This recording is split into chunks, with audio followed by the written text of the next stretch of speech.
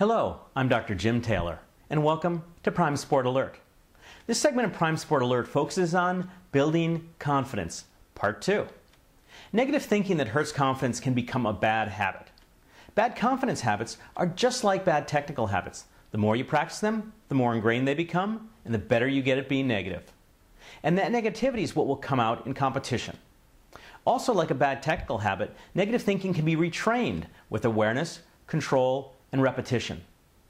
The goal is to engage in enough positive thinking practice that a new mental habit of positive thinking becomes embedded in your mind and replaces the negative thinking habit.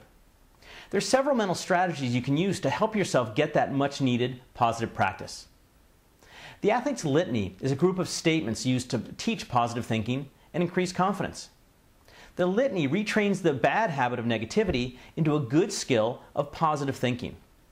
As with any habit, the only way to correct negative thinking is to practice being positive over and over and over again. The litany is like a practice drill in which you're focusing on learning good technical skills. The litany provides the necessary repetition to instill positive thinking skills and habits. Here's an example of a litany that I use with athletes. I love to train and compete. I'm committed to giving my best effort in everything I do. I think and talk positively. I give 100% focus and effort when I practice and compete. If I focus on performing my best rather than on winning or losing, I will succeed. A comment I often get from athletes when they start saying the litany is that they just don't believe what they're saying. This is just like the practice drill in which you're trying to make a technical correction. In a sense, your muscles don't believe the new skill either. But with sufficient repetition, the new skill is learned and your muscles become to believe it. The same holds true for the positive thinking self-statements. By repeating the litany enough times, you will start believing it. Just like the improved technique when you get into a competitive situation, the new skill and habit of positive thinking will emerge and it will improve your performances. The important thing about the athlete's litany is not only that you say it, but that you say it like you mean it. For example, I could say, I love to train and compete, but I may not sound very convincing. If I say it like I mean it, I love to train and compete, with enthusiasm and energy, then I'm likely to start believing what I'm saying. Saying the litany with conviction also generates positive emotions and physical feelings that will reinforce its positive message. The great thing about the athlete's litany is that you can personalize it to your own needs. Create your own litany of positive self-statements that mean something to you. Then say the litany out loud every morning and every night. Also, say the litany before you train and compete. Another useful way to develop your confidence is to use keywords which remind you to be positive and confident. Make a list of all the words and phrases that you use to feel positive and good. For example, believe, positive, strive, or yes I can. Then write them on your equipment where they're visible during practice and competition. Also put keywords in noticeable places where you live, such as in your bedroom, on your refrigerator door, or in your locker. When you look at a word, say it to yourself. Just like the athlete's litany, every time you see it, it will sink in a little further until you truly believe it.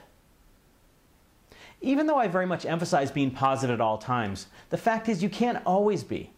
You don't always perform well as you want, and there's going to be some negative thinking. This awareness was brought home to me by a group of highly ranked junior athletes I worked with not long ago. During a training camp, I was constantly emphasizing being positive and not being negative. One night at dinner, several of the athletes came up to me and said that sometimes things do just stink and you can't be positive. I realized that some negative thinking is normal when you don't perform well. And some negative thinking is actually healthy. It means you care about performing poorly and want to do better in the future. Negative thinking can also be motivating as well because it's no fun to perform poorly and lose. I got to thinking about how athletes could use negative thinking to be positive. I came up with an important distinction that will determine whether negative thinking helps or hurts how you perform. There are two types of negative thinking: give up negative thinking and fire up negative thinking. Give up negative thinking involves feelings of loss and despair and helplessness. For example, it's over, I can't win this. You dwell on past mistakes and failure. It lowers your motivation and confidence, and it takes your focus away from performing your best. Your intensity also drops because basically you're surrendering and accepting defeat. Let me say this very clearly. there's never a place in sports for give up negative thinking. In contrast, fire up negative thinking involves feelings of anger and energy, of being psyched up. For example, I'm doing so badly today, I hate performing this way, said of course with anger and intensity. You look to doing better in the future because you hate performing poorly. Fire up negative thinking increases your motivation to fight and turns things around. Your physical intensity goes up and you're bursting with energy. Your focus is on being aggressive and defeating your opponent. Fire up negative thinking can be a positive way to turn your performances around. So if you're going to be negative, make sure you're using fire up negative thinking. But don't use it too much. Negative thinking and negative emotions require a lot of energy, and that energy could be put to much better use in a positive direction in your training and competitions. Also, it doesn't feel very good to be angry all the time.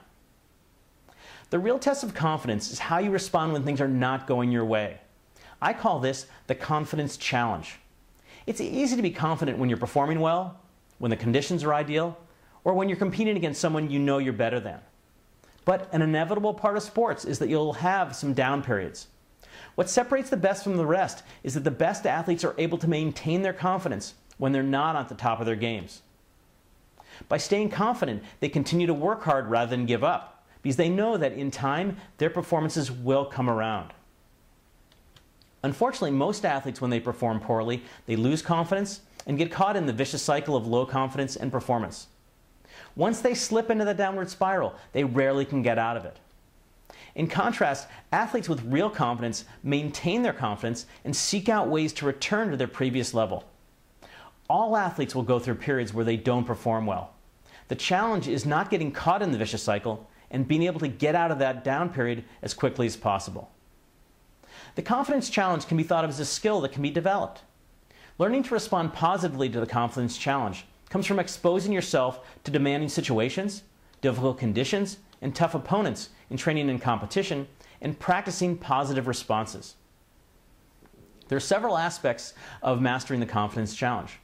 First, you need to develop the attitude that demanding situations are challenges to be sought out, rather than threats to be avoided. When you're faced with a confidence challenge, you must see it as an opportunity to become a better athlete. You also need to believe that experiencing challenges is a necessary part of becoming the best athlete you can be. You have to realize that at first, these challenges are going to be uncomfortable because they're difficult and unfamiliar.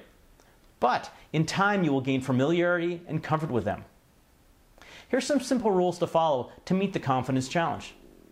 Seek out every possible challenge in training and competition. Be well prepared to meet those challenges. Stay positive and motivated in the face of those difficulties.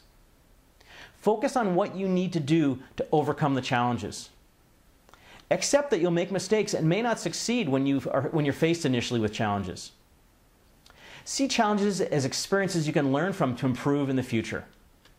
Finally, never, ever, let me repeat myself, ever give up. I'm Dr. Jim Taylor for Prime Sport Alert.